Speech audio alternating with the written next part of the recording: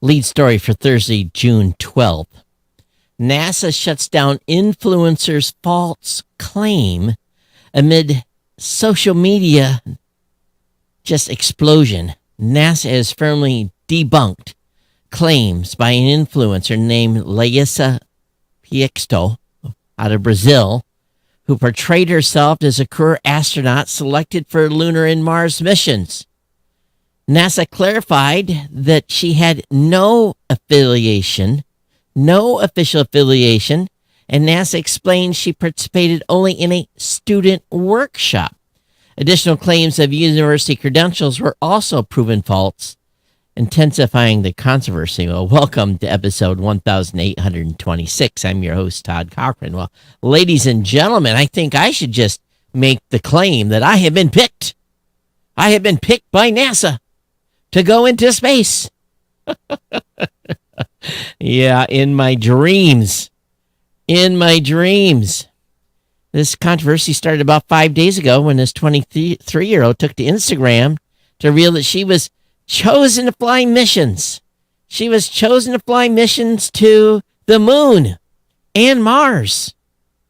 So, this young, very cute 23-year-old, made these claims that she was chosen to fly missions to the moon. How did she think that this was not going to end well? And then she's got a picture of her wearing a helmet, got her lipstick and makeup, just very, very nice. She's even got herself in a picture in a NASA jumpsuit. And I wonder if she photoshopped that or where she got it. But yeah, NASA said, no. In a slow news day. It doesn't take a lot to become the lead story. And actually, we got a lot of great tech stories today. So again, welcome to 1826. I'm your host. A shout out to our incredible sponsor, GoDaddy. Score exclusive deals and discounts at geeknesscentral.com/GoDaddy. And to all of our listeners, you are the heartbeat of this show. If you want to support GNC, head to geeknesscentral.com/insider and become a GNC insider. We're lit and live. Don't just listen. Experience the show live by grabbing a modern podcast app. Of course, we're streaming live as well at podcastapps.com. And of course, you can interact in real time. Check out the full Geek News Central universe at geeknewscentral.com, where you find all of our partner shows. And, of course, tons of new content, lots of good information there being put out by our team. You want to stay in the loop, follow or subscribe to the podcast via your favorite podcast app. Don't forget to sign up for our newsletter at geeknewscentral.com for even more insider scoop. So definitely get over to geeknewscentral.com. You can join the conversation. It's real easy. geeknews.chat, or you can email me, geeknews@gmail.com, or you hit me up on X at geeknews. And, of course, I'm available by my first and last name on Facebook. So, of course, we are led off today, and a big thank you to GoDaddy for being a supporter of the show. And we want you to say big. And you can do so by going to geeknewscentral.com/GoDaddy. Lock in that deal today. Let's start with a website or a podcast. Yeah, let's get one created for you. GNC codes to make it easy and affordable. Grab GoDaddy economy hosting for just $6.99. That's a full year's worth of hosting with a free domain name, professional email, and SS certificate, and $6.99 a month. Of course, WordPress is my favorite. WordPress managed hosting is just $12.99 a month, which includes a free domain name, professional email, and an SSL certificate. Now, if you just need to grab a domain name, which I have not been any buying spree lately, I've had to control myself, $11.99. It's getting expensive to renew 400 plus domains. And, of course, how about a shout-out to GoDaddy's website builder? Get a free 30-day trial on personal business or business plus plans. Again, a 30-day free trial. I use all of the GoDaddy products and services, and your support keeps this podcast alive. Use our codes, click and save. You're backing this independent team of creators. Again, share my codes with family, friends, people that you know. Do not put them on the bathroom wall, because every time a code is used, just like sending us a PayPal. And thank you for supporting us and staying online. Hey, on the last show, I did ask those of you listening for some feedback on how you're using AI. And lo and behold, we got an audio clip that came in. I'm going to play that before we get into the rest of the stack. We'll comment on his commentary here. But here's the feedback. Hi Todd, it's Andrew here from the UK.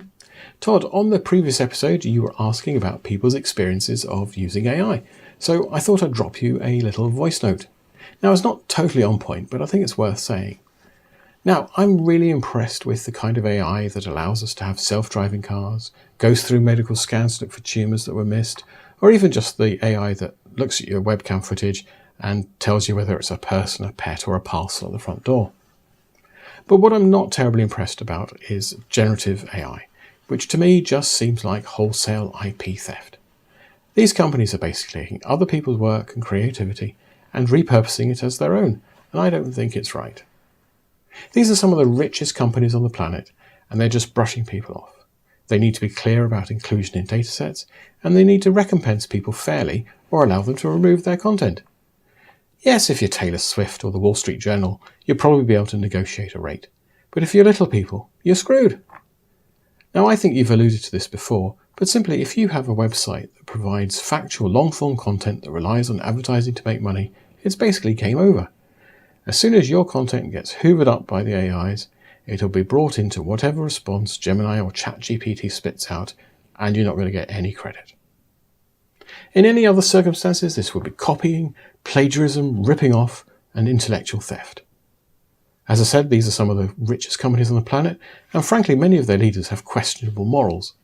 Countries seem to be bending over backwards to facilitate the AI companies instead of strengthening protections to enable a fairer share of revenue. They're not doing this for the betterment of the human race, they're doing it for their bottom line. Let's not forget that these are the companies that came for our privacy, our data, and treated it with contempt. And now they're coming for our creativity. That's it. Thanks very much, Todd. Hey, now that's a different take. You know, here's the way I look at it. And to be honest with you, I think what you're going to find already is the ship has sailed, and most companies, most websites are creating most of their content now with AI generated output. There's very, very few sites that are online today that are writing original content. You know, we've asked the team at Geek News Central to write original contents, but they're probably write original content, but probably the team members are getting access to articles that have been garnered from taking a press release and then pulled the data out and made a blog post. So I think it's gone full circle at this point, because to be frank, if they don't, they're not going to survive. And what this could lead to is the collapse of the model as well. So if you don't have good input coming into the model, because everything that the model's getting is what was generated by the AI to begin with, I think, you could look at a model collapse. But at the same time, the way I am looking at this is way we use the tool is to get ideas and topics that we can talk about. So if we're going to write a blog post at Blueberry about X, Y, and Z, we say, what are the ideas that we should be covering in this article in X, Y, Z? And we often use some of that data for the outline to write an article that is still written by hand, but at the same time, it is very, very easy now to almost take that output and cut and paste. Now, at least here in the United States, there's some copyright stuff that's, has been decided and so forth. But I think what we're going to find out, and the way that I look at it at this time, especially for my personal site and for Blueberry's site, if we ban the AI, and they've gotten big, I agree, but if we ban the AI from indexing our websites, we're done as a business. We will not survive the next 3 years. And the reason for it is very, very simple. People are using AI now for search, and we're seeing evidence of that traffic coming to Geek News Central, coming to Blueberry, that is originating from people asking, how do I start a podcast? What's a good tech site? And so on and so forth. And then them giving, just as Google gives today, search results. Those search results are put together by an AI, and hopefully we get a little bit of that traffic. So there is a paradox that we're facing because Google's all in, and so is Bing and other folks in changing the way search results are found. It's a big dilemma for big companies, small companies, and my company, Blueberry, is a very small company. We're under 20. Here at Geek News Central, we're a very small team of 3 or 4. And, there's a couple of principal writers and some folks that, like you, that contribute to the content on the website, putting in original content. But I am not at all, unaware that the site's obviously been indexed. But I don't believe per se, they've trained the model on, yes, all this written word. I get it. But it's all one big massive jumble, right, of content that they've trained it on. So when you're asking it to write a blog post, or you're asking it for ideas, you're getting bits and pieces from all over the place. So there's really, 2 ways that this is all going to resolve. And I hate to say it, but the genie cannot be put back in the bottle. It's already gone to the point where you have to figure out at this point, as a creative, as a website owner, as a company, because we're not going to be able to go sue them and get money. The big companies are. So what do we have to do? We have to adapt, and we have to be able to use the platform's recommendations to our advantage. So it again, the prompts that I'm writing per se into, let's say, ChatGPT, as an example, if I'm doing a research product. Matter of fact, I'll give you an example right now. I'm looking at the last 3 years of data traffic we've moved at Blueberry. So I have 3 years of all the data that we moved on every single day going back 36 months. So, what is that? About 1,000 entries. And I am going to use the research tool. Matter of fact, I asked for the data today. I'll do it in the morning. I'm going to ask the research. And I could do this with math. It's just a standard math problem. I got to figure out the averages per day, whether the usage is up, down, where the peaks are, what months are better, what it looks like from a year to year, month to month. I got to look at all this data, because next month I go into negotiations with Amazon to contract for the next 2 years what I'm going to pay for bandwidth to deliver podcasts.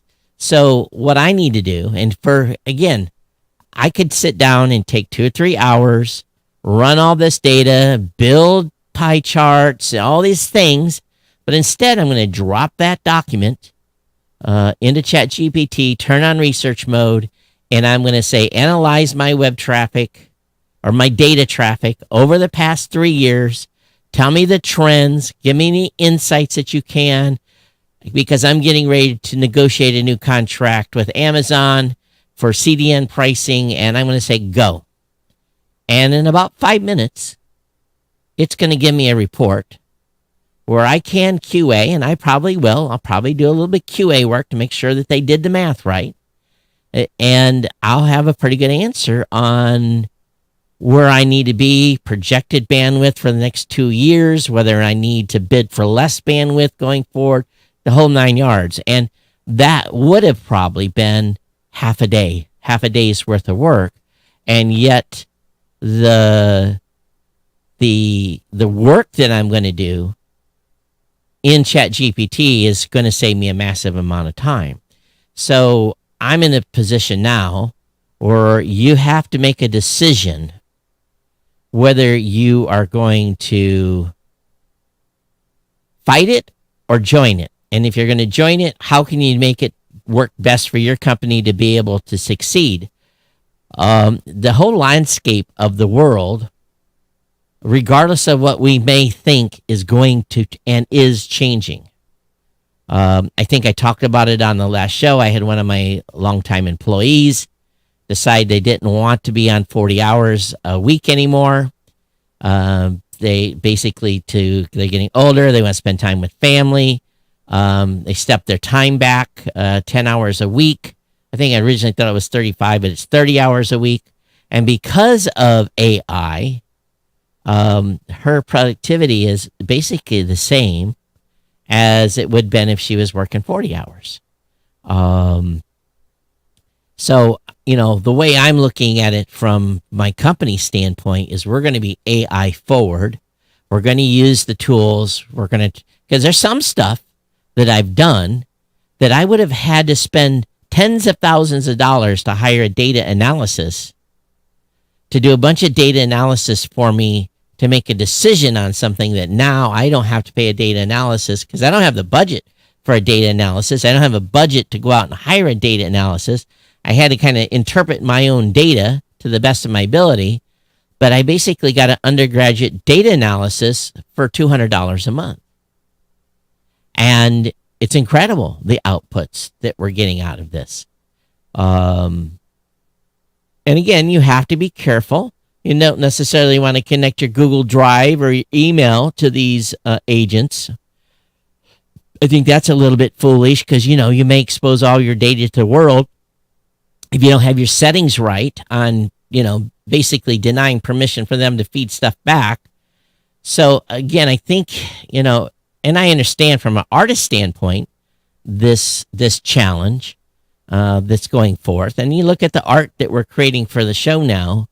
I could have never have done that on my own. I could have never have afforded to be able to do art like that on my own. Thank God for Sam for so many years submitted art to us that we put in rotation. 120 images he gave us, and we changed the image every show, but it always didn't always match the content. And when someone was looking at the show on Apple Podcasts, what did they see? They just saw a GNC logo. Now, at least they're seeing something a little more intriguing and have the ability to say, oh, maybe I should check that out. I agree that there's going to be lots of lawsuits and a lot of people paid, and the common man is going to get zero. And so now we have to make a decision, being that we are going to get zero, and I'm going to get a penny from any of these models, and now I'm paying to use these models. I think for the common man, it makes sense. It gives you a competitive advantage. There's no reason now why someone that's young, full of energy, can work 20 hours a day, can start with just a very small number of people, leverage AI, and build something beautiful. There's no reason for it. There's no reason that you would need today more than 4 or 5 people, maybe 3, to launch something remarkable, because you've got the ability here to put a business plan together. You can put your roadmap together. You can have idea iteration. It just goes on and on and on and on. So there's huge opportunities, whereas you may not have been able to do that yourself.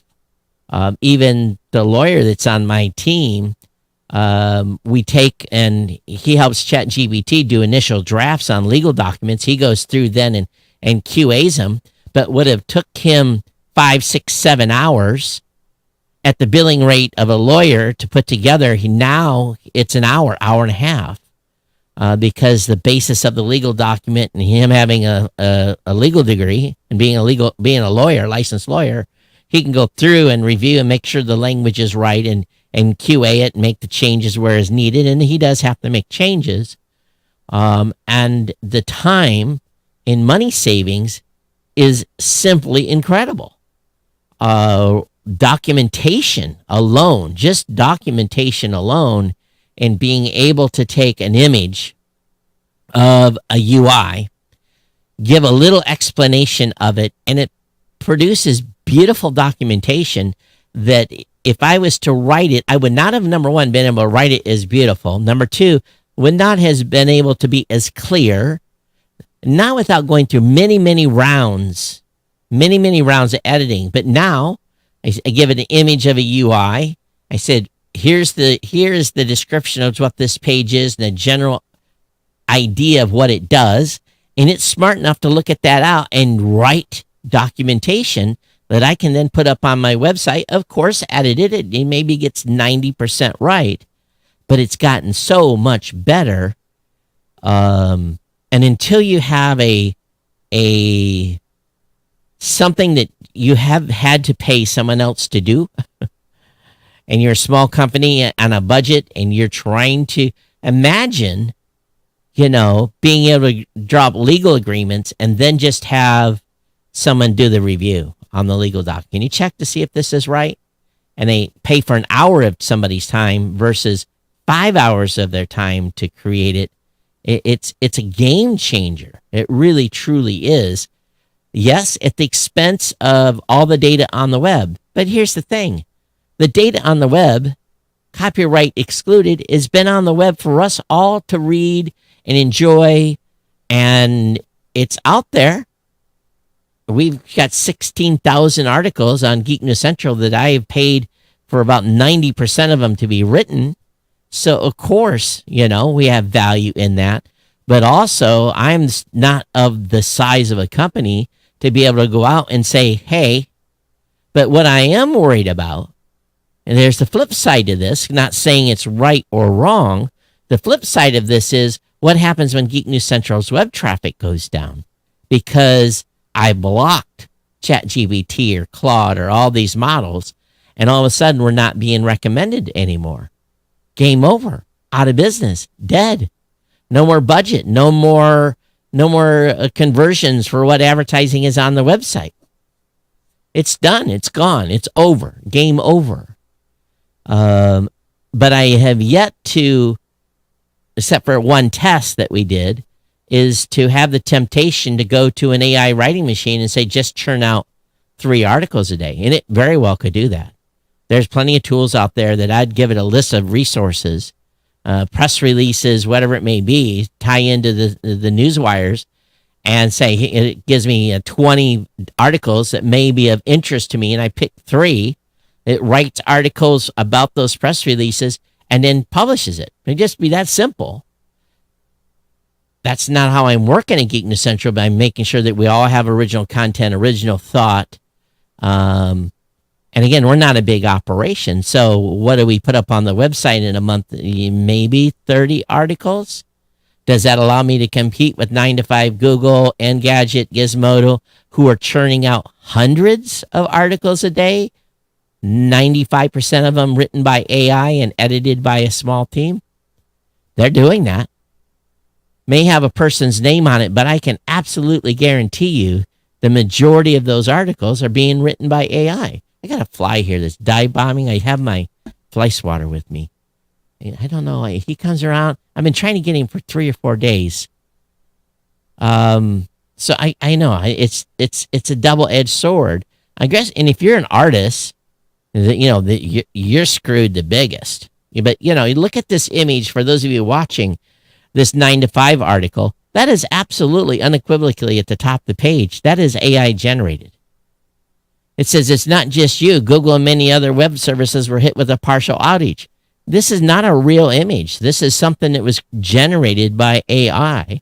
So here you have a leading website, and we're all seeing this stuff everywhere, right? So it's not just, this is a well reputable website, and this is why many websites right now, seeing the apocalypse that's coming, and their only revenue model is advertising. This is why so many sites have started to put up paywalls. Give me $5 a month, $3 a month. Give me your email so I can, email you every day with what we're writing just to get the traffic to the website. And this is just the tip of the iceberg. This, the amount of content that's going to be put out that is AI generated is going to be so large, you're not going to know. You're not going to know. Now, because I have done so much work in ChatGPT, I can tell ChatGPT right in my voice with my concerns about listener privacy, with my concerns about owning your own brand, and it will speak essentially as I do based upon having literally 1,000 samples of my writing from the past 15 years. And it just knows how to write like me and sound like me. It's my personal doppelganger. And be honest with you, I'm able to do stuff now that I did not have the time to do before. Why have I added the Podcast Myth show? Because I've got time to do that. Because I've been able to squeeze more time out of the day because I'm not spending 3 hours writing, a proposal. I got my proposal template, and I explain into the ChatGPT, all right, I'm talking to company XYZ. They want XYZ service, da-da-da-da-da-da-da-da. I said, please fill out the proposal form.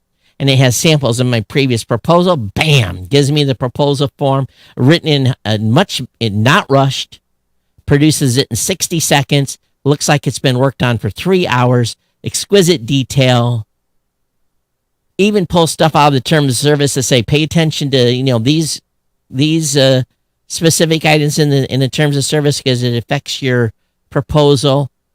And voila, I can send that off to a client, which would have took me 3 or 4 hours on my own. And in 15 minutes, I've got a product, boom, it's out the door. And in fact, I talked about it today because we had lunch with my CFO and my lead support person at Blueberry. We met north over in Hamilton, Michigan. And I said that because I am being able to turn and burn much faster on stuff that I'm doing, sometimes I have to take a 10-minute break to let my brain catch up. Prime example, the other day I was able to take all the email addresses from the podcast show I went to in London, all are scanned, and including non-scanned badges and everything else, and I was able to tell ChatGPT, I said, here's the spreadsheet here, and there is a line item that is about the topic of what I talked about with this customer. And at the show we talked about XY. We talked about these particular 10 topics. You already know about our products and services on those 10 topics. Now create me a custom personal email to every one of those people that I can send them. And 60 seconds, it gave me a spreadsheet to download. I opened it up and it had the subject of the email, which I was like, wow, that's pretty good. Personalized email. Didn't get it 100% right. I had to maybe spend 60 seconds or 90 seconds on each email to just get it tweaked a little bit and hit send. Now, what would have took me literally probably 2 days because I always do personal emails. We don't do any mass, email with the same message. So to get those emails out was a couple hours. And again, it still was tedious. I still had to edit the emails, but I had a starting point, and it produced an email that was, and you know what's happened? I've gotten more responses and meetings set up from doing it that usually it'd be crickets. We would have 2-3%. I had nearly 50% response rate from those emails, people booking additional meetings that could turn into business. So it's just, I'm not having to answer my email, but when I'm emailing a stack of people that we talked to over 2 days, and again, it did create the email initially, and then I edited it, and then maybe it got something a little wrong, and I had to personalize it a little bit. But when the person got the email, guess what? They felt like they got an email from me, and it was, because my doppelganger knows my voice, knows what it has all this information now, good or bad, and it's able to mimic me and write in the tone I want, and it works. So I understand where you're coming from, Andrew. I do. But I think this is a train we can't stop. I think this thing has left the station, and now what we have to do is figure out how we survive. They're already talking about job impacts, and that people that are AI literate, at least in the United States, are garnering 50% higher wages than those that are not. Because what can you do? You get more performance out of an AI literate employee than you do as someone that's resisting. Now, I'm of an age where, I got a finish line in sight. And I know how much more time I've got to do to put in before I can hopefully retire. But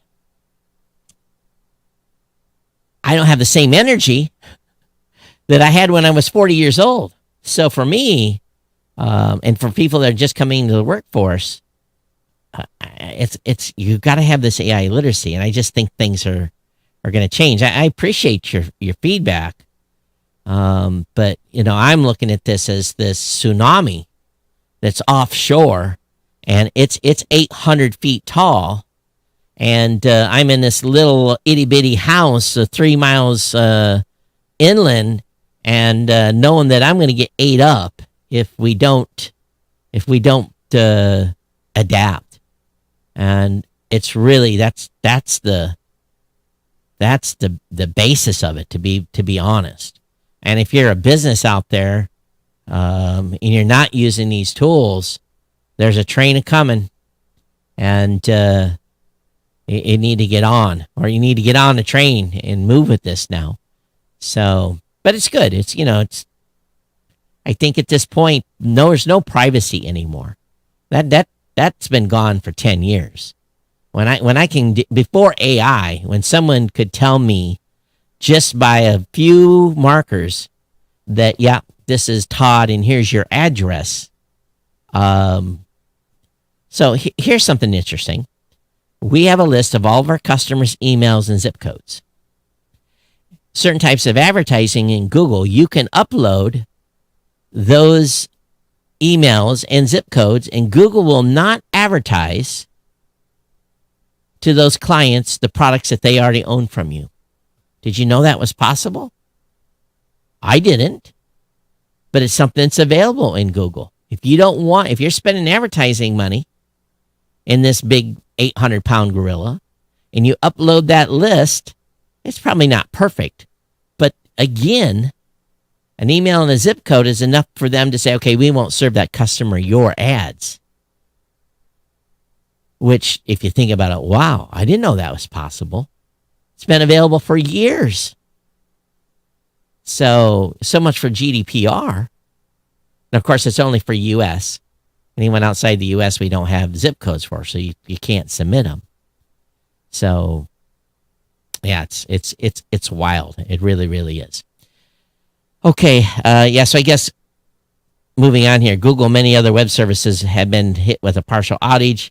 As complicated as this thing is, I am not surprised. Smart tires are now going to report on the health of roads in a new pilot program. Do you remember the Pirelli Cyber Tire? Well, I don't.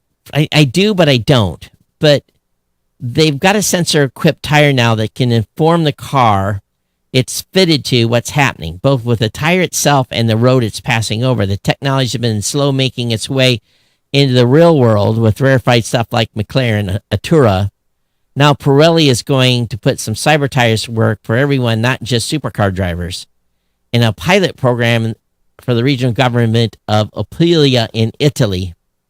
The cyber tire is a sensor to monitor temperature and pressure using Bluetooth low energy to communicate with the car. Electronics are able to stand more than 3,500 Gs as part of the life on the road because, yes, your tire is spinning at such a high rate, it's raising incredible Gs. But anyway, it's going to talk with the vehicle and tell them what's going on with the road.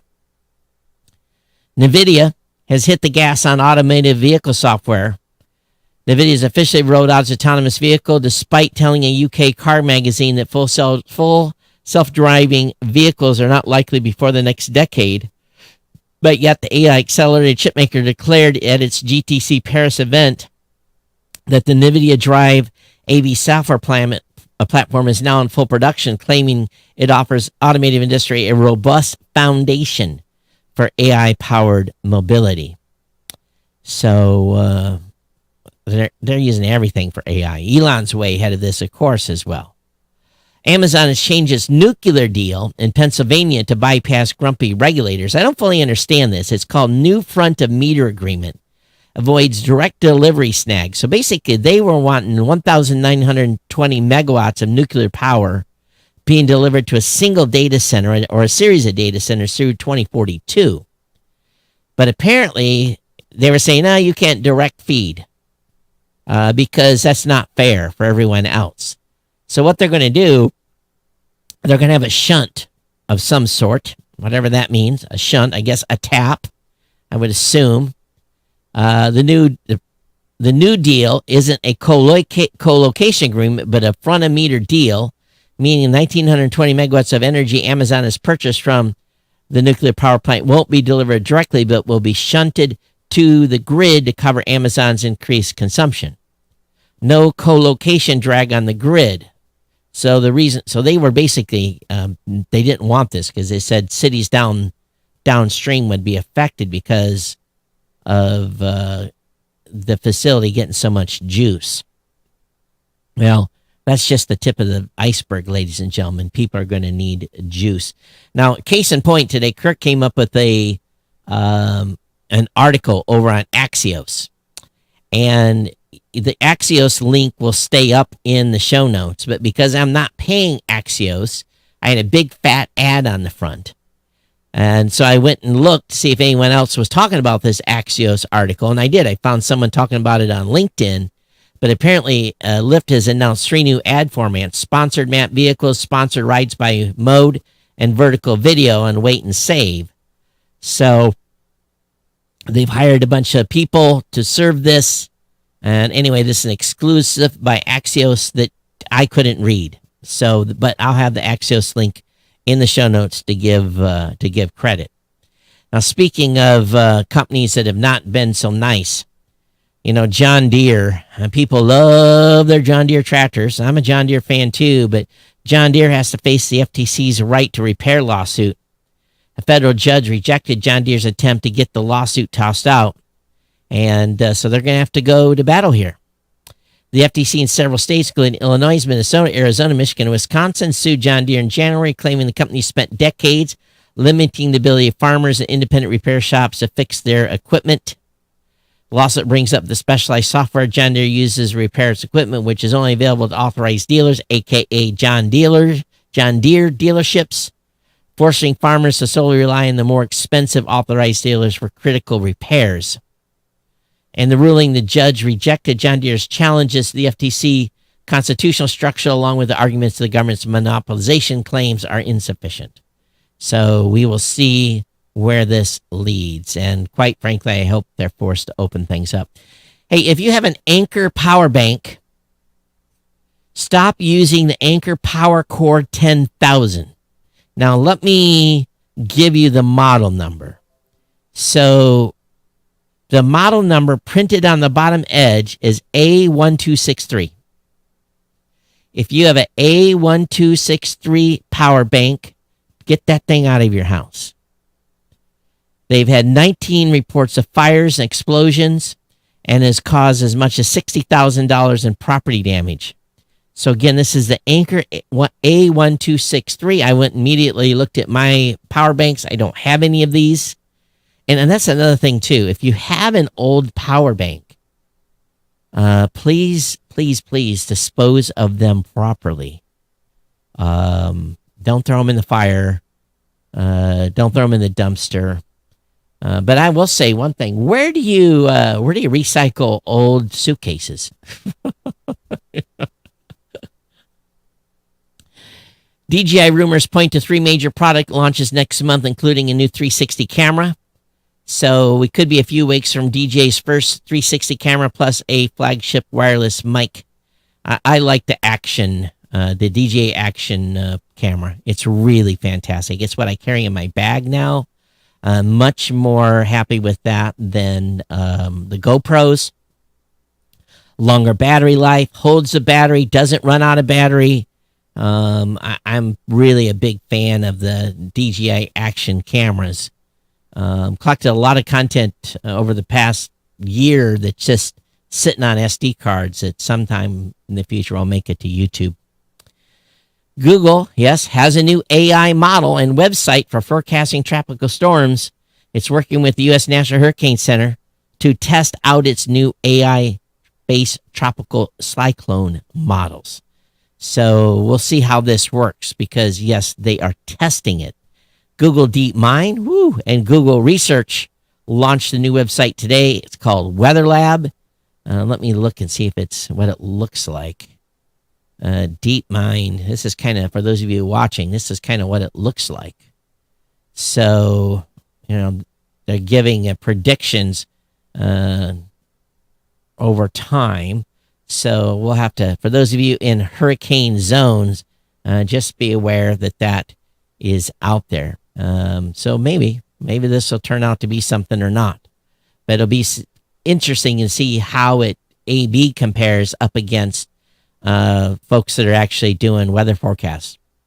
So again, AI might be affecting weathermen jobs. It very well could be. Maybe the AI will end up doing weather prediction. The Pixel 6a phone keeps catching on fire, so Google's could put limits on their batteries. So some Pixel 6a phones have been overheating.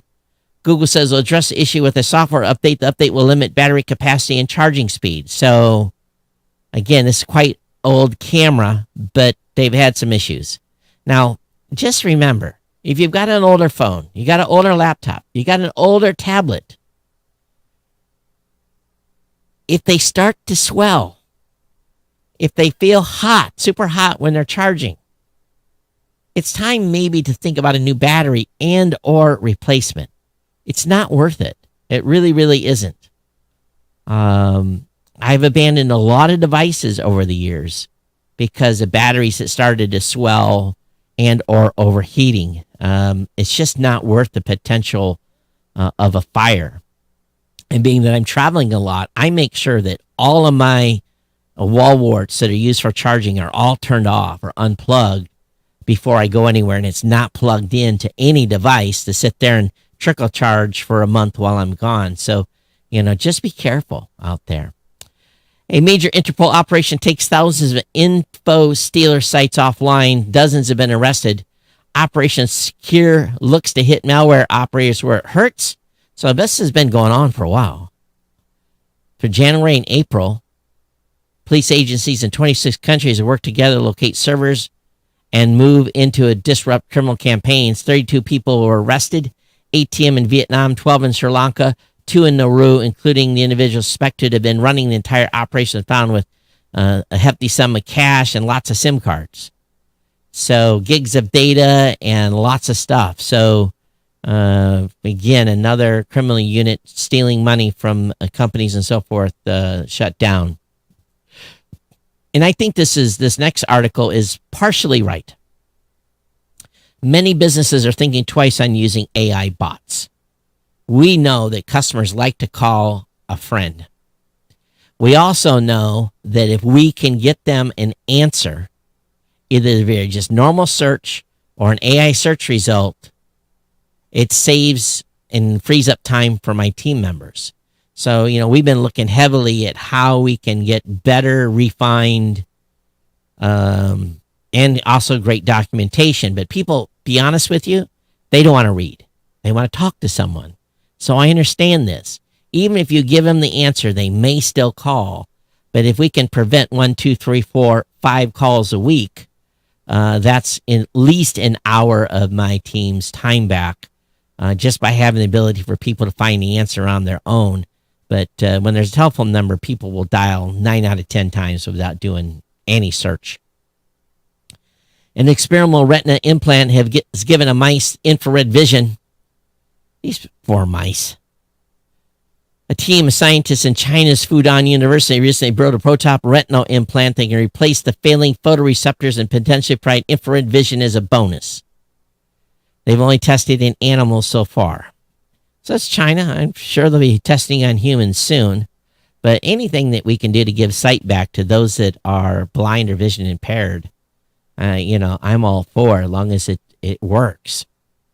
If you're an Amazon Prime Video subscriber, you're sitting through up to 6 minutes of ads per hour if you are not paying the extra $3 a month to get ad-free. I don't watch enough Amazon Prime Video right now to give them an extra $3, but they were supposed to have limited number of ads, but over time, it's crept up now to you're getting 6 minutes of ads, because even if you're paying for Amazon Prime at $15 a month, or $139 per year, you still are getting ads. Now, again, you got to pay them another $36 a year if you don't want ads. So, again, I don't watch enough Prime Video to be annoyed. I do pay for YouTube. Boy, they're super annoying.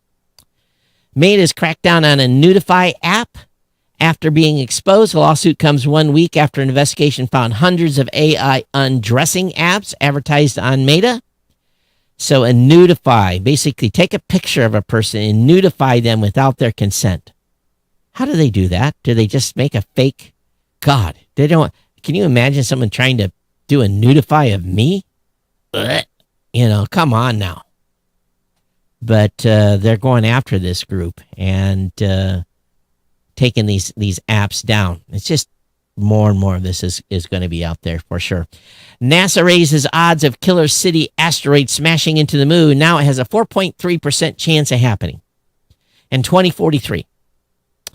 So 4.3% potential. The Earth was initially in this ring. And so, again, they're up to 4.3% chance this is going to happen in 2043. So we will see. 2043. So here, how old am I? Yeah, I might still be around. We'll see if I don't stroke out in the meantime. Yeah, probability has risen of striking the moon. The Kickstarter-funded films are coming to Tubi. Tubi is partnering with Kickstarter to distribute more than 20 crowd-funded films. That's awesome. And Tubi's owned by Fox, if you didn't know that. It's partnering with Kickstarter. And begins to follow more than 20 videos that uniquely resonate with Tubi fans will begin exclusive streaming on the service. Additionally, Tubi plans to invest in Kickstarter's Film Stream Collective Fund. So a lot more people will be able to see crowd-funded films. Telegram rejects allegations over links to Russian intelligence. Unauthorized access to any data is impossible, said the provider. I'm just going to tell you, use any app. Any app.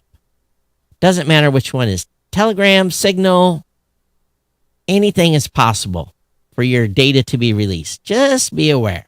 There's nothing out there that is secure. The only thing is secure is something you don't tell or type to anyone else and you keep it secret for the entirety of your rest of your life. That's the only thing that can be a secret. Apple's iOS 26 requires kids to get parental permission to text new numbers. That's awesome. So, what's the age range on this? So, there'll be 5 categories, including 3 for 13 plus, 16 plus, and 18 plus. When parents set app content restrictions that exceed those that will not appear on the App Store, those kids can request exemption if the ask to buy setting is enabled. So Apple already employs safety features like web content filters and app restrictions for kids under 13, but now they go 13, 16, 17. So you want your phone, young one?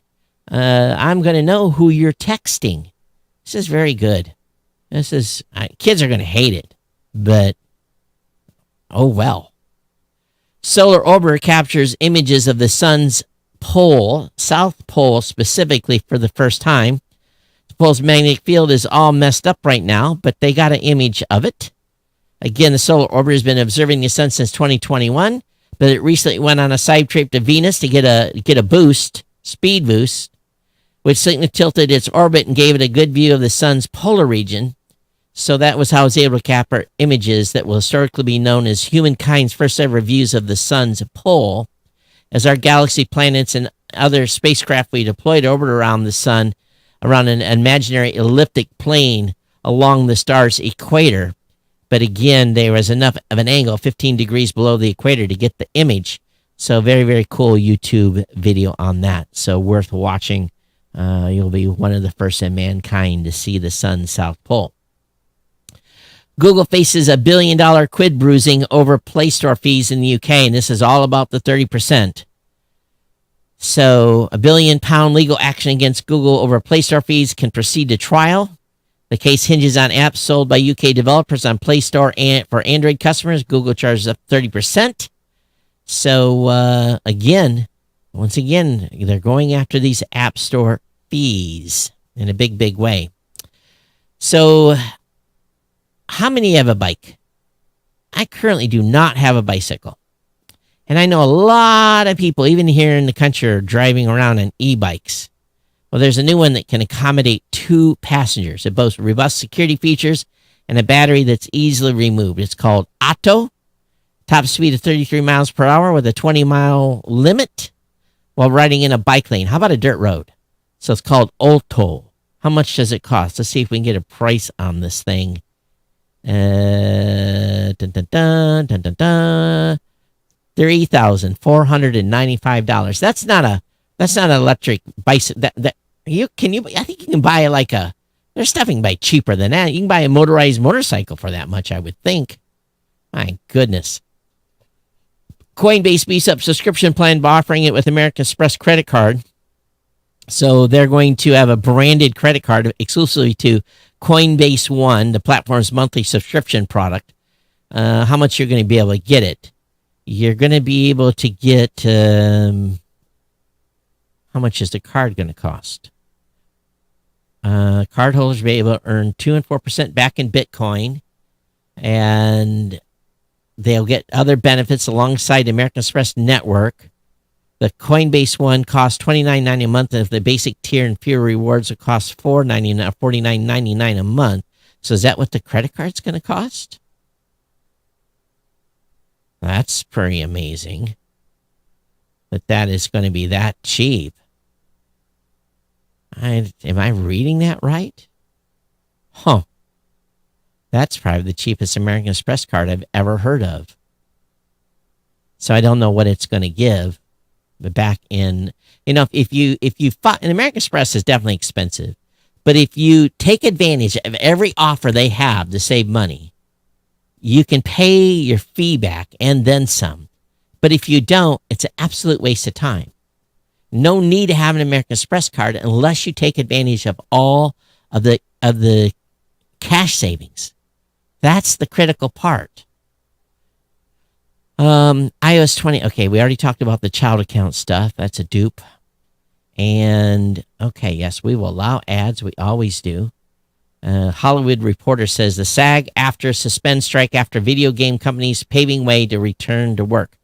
The union had taken a stand on AI, among other concerns, says look to advocate for voice and performance capture work. So after nearly a year on strike, a year,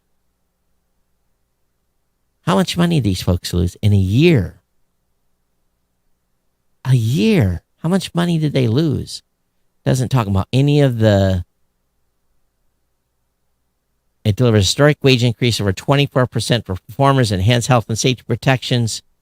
So, a year they were on strike. My God. Okay. Obviously, I gave Andrew some feedback. What say you in regards to my commentary about AI? Where are you in the game here, okay? I'd love to hear back from you.